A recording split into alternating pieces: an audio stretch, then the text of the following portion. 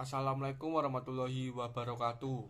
Perkenalkan, nama saya Teddy Fajar Wirianto dari kelas 2A NIM 3620214010022. Di sini saya akan menjawab soal UAS pengalasan. Soal yang pertama, sebutkan standar apa yang biasa digunakan dalam memastikan hasil pengalasan. Standar dalam proses pengelasan yaitu SNI Standar Nasional Indonesia, ANSI American National Standard Institute, ASME American Society of Mechanical Engineer, AWS American Welding Society, BS British Standard, dan lain sebagainya. Jelaskan dan gambarkan sambungan pada pengelasan.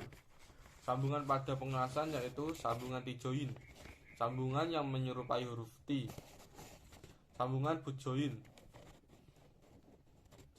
jenis sambungan tumpul. Dalam aplikasinya, jenis sambungan ini terdapat berbagai macam jenis kampu atau groove. Penyambungan ini dibentuk dengan cara menghindari ujung pada kedua bagian.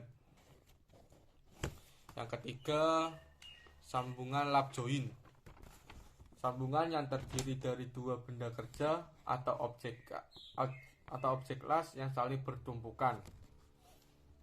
Yang keempat, sambungan corner join, sambungan yang dibentuk dari dua buah benda kerja atau objek dengan cara lasnya membentuk sudut berbentuk huruf L. Yang kelima, sambungan edge join, sambungan yang diaplikasikan dengan cara menggabungkan dua buah objek atau benda las yang dibentuk secara paralel.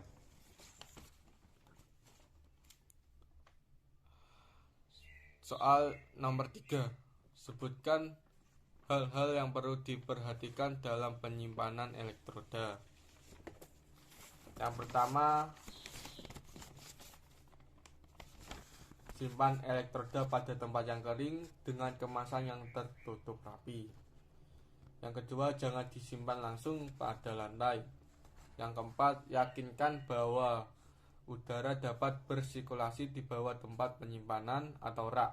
Yang keempat, hindarkan dari benda lain yang memungkinkan terjadinya kelembapan. Soal yang keempat, sebutkan minimal 4 alat bantu pengelasan berserta fungsinya. Kabel massa, kabel yang berfungsi untuk menghubungkan atau mengalirkan arus listrik dari mesin las ke benda kerja atau logam induk. Yang kedua, kabel elektroda. Kabel elektroda berfungsi untuk menghantarkan listrik dari mesin ke holder atau ke elektroda yang akan membuat nyala busur listrik. Yang ketiga, holder sebagai pemegang kawat las saat digunakan welder untuk mengelas sebuah produk. Yang keempat, palu las untuk membersihkan hasil pengelasan. Soal yang kelima, dalam proses pengelasan SMAW terdapat dua jenis polaritas. Jelaskan pengaruhnya terhadap hasil pengelasan. Yang pertama, las di GSP atau polaritas lurus. Hasilnya adalah pencairan material dasar menjadi lebih banyak dibandingkan dengan elektrodanya dan hasil las akan memiliki penetrasi. Yang kedua, las DCRP atau polaritas terbalik. Pada proses ini akan dapat menghasilkan pencairan elektroda yang lebih banyak dan akan mampu memberikan hasil las yang mempunyai penetrasi dangkal. Soal yang keenam, jelaskan bagaimana cara melakukan perbaikan pada cacat, cetak atau crack. Yang pertama, menggunakan elektroda yang betul. Yang kedua, sebelum pengelasan pada daerah kampu harus dibersihkan. Yang ketiga, mengadakan pemanasan pendahuluan sebelum melakukan pengelasan.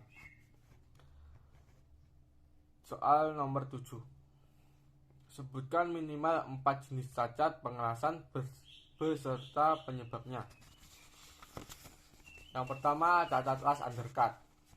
Penyebabnya, arus pengelasan yang digunakan terlalu besar travel speed atau kecepatan las terlalu tinggi, dan panjang busur las terlalu tinggi.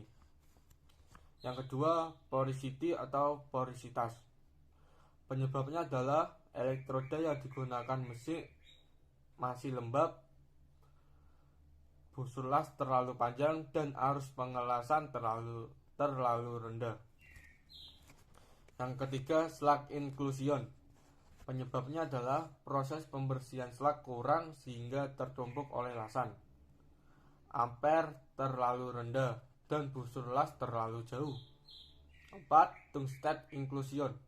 Penyebabnya adalah tungsted sudah tumpul saat proses pengelasan, jarak tungsted terlalu dekat, dan ampere terlalu tinggi. Soal yang ke-8, sebutkan pelindung diri dari pengelasan berserta fungsinya. Yang pertama, pakaian kerja las atau armor berfungsi untuk melindungi seluruh bagian tubuh dari panas dan percikan las.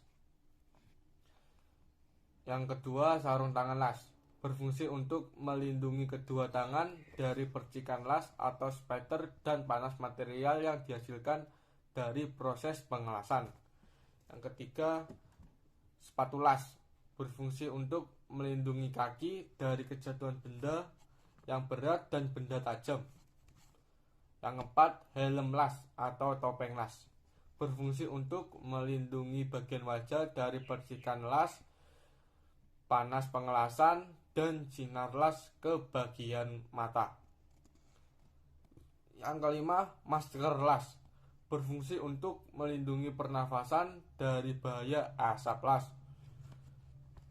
Soal yang ke-9, jelaskan tentang WPS, Welding Procedure Specification. WPS atau Welding Procedure Specification adalah sebuah dokumen yang berisikan tentang variabel parameter pengelasan yang dibuat dengan tujuan untuk digunakan sebagai acuan seorang welder atau operator las dalam melakukan pekerjaan las atau sambungan las yang sesuai dengan ketentuan yang ada di kode. Soal nomor 10. Dalam WPS terdapat beberapa variabel, yakni essential variable, supplement essential variable, dan non-essential variable. Yang pertama, essential variable adalah jenis variabel atau parameter pengelasan yang wajib dilakukan saat pembuatan WPS, karena jika variabel ini dirubah akan membuat sifat mekanik juga berubah. Oleh karena itu harus dilakukan kualifikasi ulang jika variabel ini dirubah.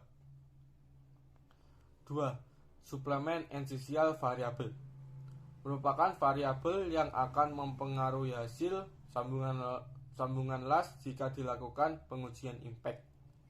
Yang ketiga, non-essential variable adalah jenis variabel yang tidak mempengaruhi sifat mekanik dari sambungan las. Itu saja yang saya sampaikan, kurang lebihnya mohon maaf. Wassalamualaikum warahmatullahi wabarakatuh.